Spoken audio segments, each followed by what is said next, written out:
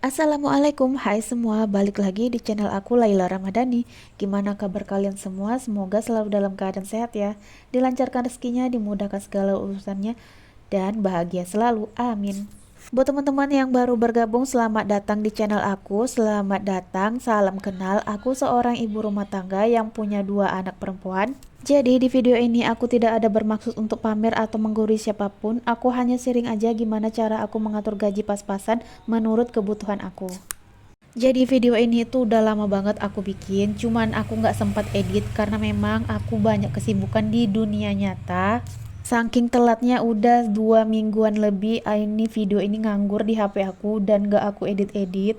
Buat kalian konten kreator yang lagi berjuang untuk monetisasi, jangan ditiru kayak aku ini ya teman-teman. Karena sekalinya males itu minta ampun malesnya.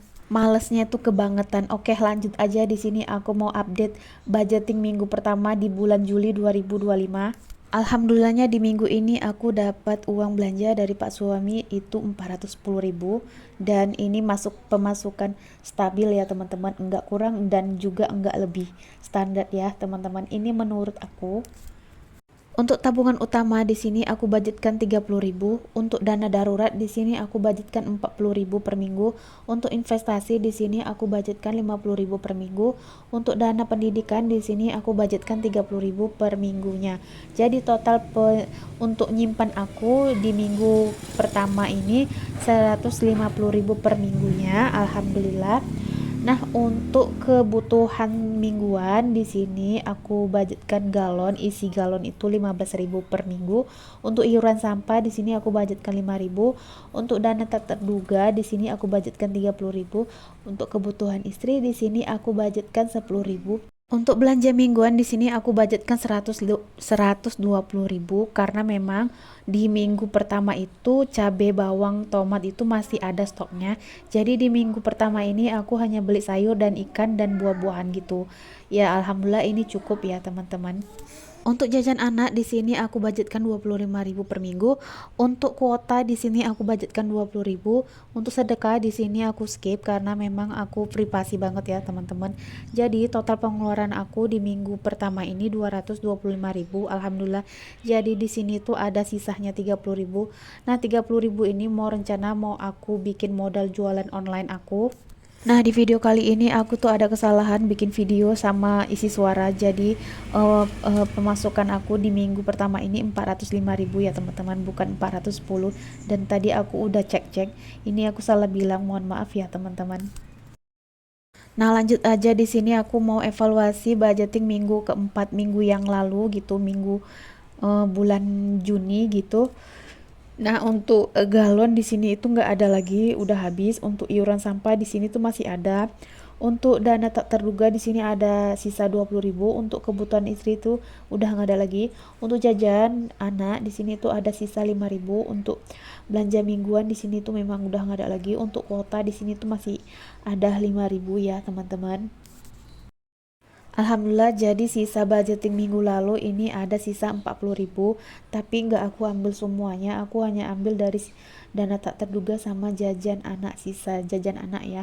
Jadi 30.000 di sini aku simpan untuk modal jualan juga. Buat teman-teman, gimana nih sama kondisi keuangan bunda-bunda selama liburan anak sekolah? Apakah bocor halus atau gimana? Atau stabil kayak aku? Karena aku selama liburan memang gak ada liburan ya teman-teman. Ya di rumah aja ya, bikin kerjaan-kerjaan kayak menjahit, berkebun, dan lain sebagainya ya teman-teman. Karena memang aku memang benar-benar lagi berhemat banget ya teman-teman buat kebebasan finansial. Berhemat itu bukan berarti pelit ya teman-teman. Selama liburan anak sekolah aku tuh memang lagi ngajarin bikin kreasi-kreasi kayak gelang, terus belajar menjahit, terus belajar berkebun, yang hal-hal yang memang benar-benar positif. Dan ini tuh sekalian aku juga belajar berkebun ya teman-teman, karena memang semua apa-apa itu lagi mahal, bahan pangan kayak cabai, tomat dan lain sebagainya itu memang harga pada naik semua ya teman-teman. Sambilan di sini aku mau masukkan uangnya ke dalam binder, aku bagi-bagiin uangnya ke dalam posnya masing-masing. Jadi di sini aku mau bahas lagi buku The Psychology of Money. Nah, semoga kalian gak bosen denger aku ngebahas buku ini ya teman-teman. Tapi tapi beneran buku ini itu isinya daging semua. Nah, di sini tuh ada kata-kata yang menarik yang bikin aku mau membacanya buku ini. Kaya dan tetap kaya itu adalah dua skill yang berbeda. Menjadi kaya itu membutuhkan pengambilan resiko yang bersikap optimis. Tetap kaya membutuhkan kerendahan hati dan rasa takut. Jadi maksudnya gini, kalau kaya itu terlalu percaya diri, tapi beda dengan tetap kaya. Dia punya skill, sabar, disiplin, tahu kapan akan mengontrol diri. Dari kebanyakan orang yang sering aku lihat gitu ya teman-teman, kekayaan yang datang secara instan akan jatuh miskin juga secara instan. Benar nggak sih kata-kata ini? Itu memang sering banget aku lihat ya teman-teman. Nah jadi di buku The Psychology of Money, di sini ada seorang trader dan investor namanya Jesse Livermore. Di usianya yang 30 tahun, dia memiliki harta 100 juta USD. Dia juga investor dan trader. Dia juga terkenal menjadi kaya itu karena main trading trading saham gitu ya. Jadi dia mendapat keuntungan sebesar 3 miliar USD. Tapi karena keserakahannya dia mau untung lebih besar lagi dan secara cepat.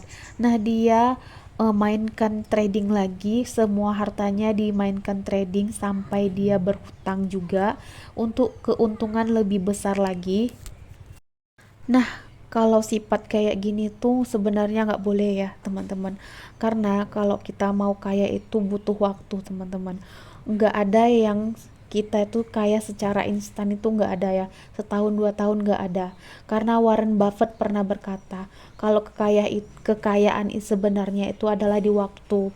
Karena Warren Buffett aja dia berinvestasi selama bertahun-tahun untuk mendapatkan 84 dolar miliar gitu ya USD. Itu aja dia bertahun-tahun, puluhan tahun teman-teman, gak ada yang kaya secara instan. Makanya di buku ini tuh bener-bener keren banget teman-teman, kalian wajib baca. Nah, balik lagi trader Jesse Livermore. Nah, karena dia nggak ada mikirkan untuk masa depan dia, jadi dia main trading semua hartanya sampai dia berhutang, dan pada akhirnya dia kalah. Dia itu apa namanya, sahamnya itu anjlok kayak gitu, bukan anjlok karena kalau trading ini kayak apa ya namanya ya, kalau trading banyak yang bilang judi tapi banyak yang bilang enggak. Aku kurang paham juga kalau trading ini ya teman-teman, tapi karena dia kalah gitu ya, jadi seluruh hartanya itu ludes dan dia itu jatuh miskin teman-teman. Dan dia nggak ada menyisihkan dari keuntungan sahamnya itu untuk masa depan, untuk dana darurat, itu nggak ada teman-teman, karena tergiurnya dia sama keuntungan dari trading saham ini, jadi dia tuh jatuh miskin lagi dan mulai dari awal lagi teman-teman.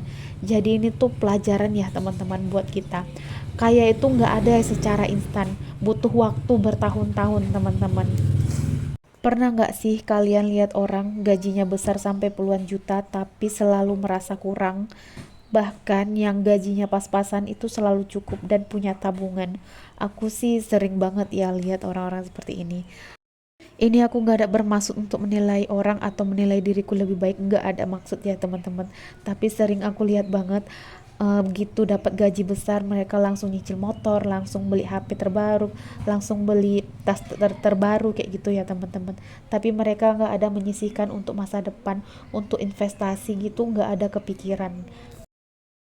Buat kita yang gajinya sedikit, yang pas-pasan, jangan mudah terkecoh sama orang-orang yang gajinya besar, bisa beli barang apa aja, barang branded yang terbaru supaya terlihat lebih kaya. Kita cukup fokus aja buat masa depan, mengatur gaji, menabung, dan berinvestasi. Karena kekayaan sejati itu bukan dari gaji yang besar, tapi kekayaan sejati itu adalah di waktu teman-teman. Kalian bisa belajar, upgrade diri seperti membaca buku, mengasah skill, atau dengerin podcast podcast edukasi. Mungkin sampai di sini dulu video aku. Semoga video ini bermanfaat buat kalian. Jika ada kesalahan perkataanku yang menyinggung kalian, mohon maaf. Kalau kalian suka sama video aku, kalian bisa like, komen, dan subscribe. Sampai jumpa di video aku yang selanjutnya. Wassalamualaikum, dadah.